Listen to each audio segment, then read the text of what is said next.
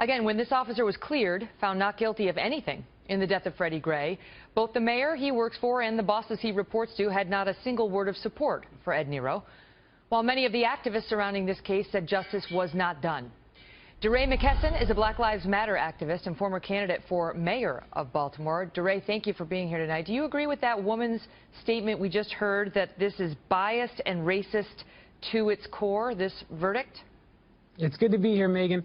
And, you know, what we know to be true is that Freddie Gray should be alive today. And what the judge said today was that Officer Nero was not found criminally responsible. But it's important to note, as you've done so far, that the mayor and the police commissioner have said that they will conduct an investigation, because we know that in the state of Maryland, that the Law Enforcement Officers Bill of Rights, with the police union contract in Baltimore, and with policies in the city, that almost guarantees that officers will not be held accountable for their actions. So the administrative review that's going to undergo with Nero is important. And remember that this is just one of 6 cases. What the court found is that there were no facts. There were zero facts to support this charge against this officer. And this is a judge who himself had prosecuted cops, bad cops, for the last 5 years before he took the bench. It was facts around a criminal. This is a criminal case.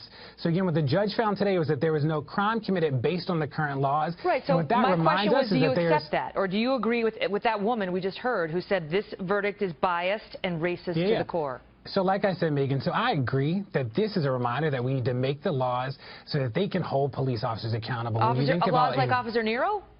Yeah. So when you think about his involvement.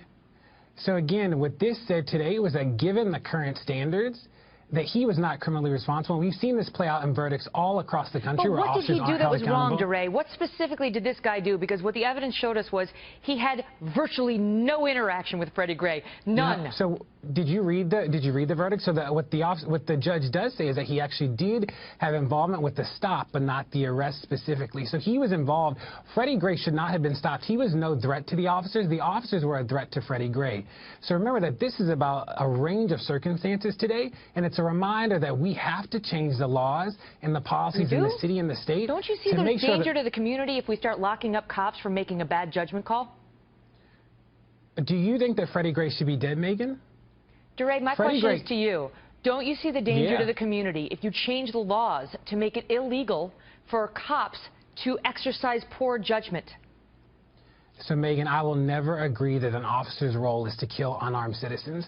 Freddie Gray entered that van alive, and he left the van with his spine damaged. So far, the only 2 groups to weigh in on whether that was the fault of the cops have concluded that this is a mistrial and that the cop was not guilty. So the facts so far are not coming out to support some sort of intentional harming. We have 5 more trials. I hope that you're not suggesting that because there's 1 acquittal, that means that all of the other cases don't matter. That's a really interesting assertion. You're suggesting these cops killed this man, and I'm telling you that while Freddie Gray died in police custody, that has not yet been established. What I'm saying is that Freddie entered the van alive, and that was not the condition that he came out in. He came out with his spine. And who caused it and how remains to be seen. But you're positing to the audience that these cops did it, and I'm telling the audience thus far the evidence doesn't support that.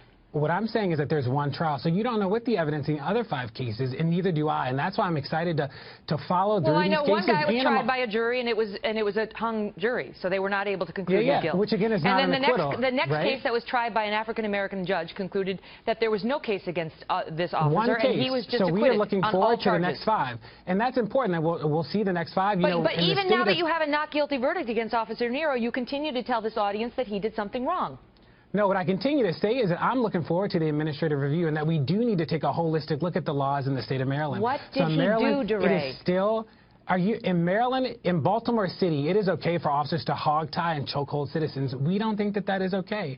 That's a separate thing. Okay, so you look at that, but what did Officer Nero do? So I've already said this to you, Megan, is that this officer was involved in this case, and what the judge said is that the officer was not criminally responsible, and this means that we need to continue the fight to make sure that the laws hold officers accountable. He had no responsibility, as noted in the judge's decision today, to intervene when he saw others misbehaving, and that is important. We should push for policies. That's not what the judge concluded. He did not conclude that anybody had misbehaved. No, he didn't. He said that Thank you for being here. I got to go. Officer Nero's father's with us next.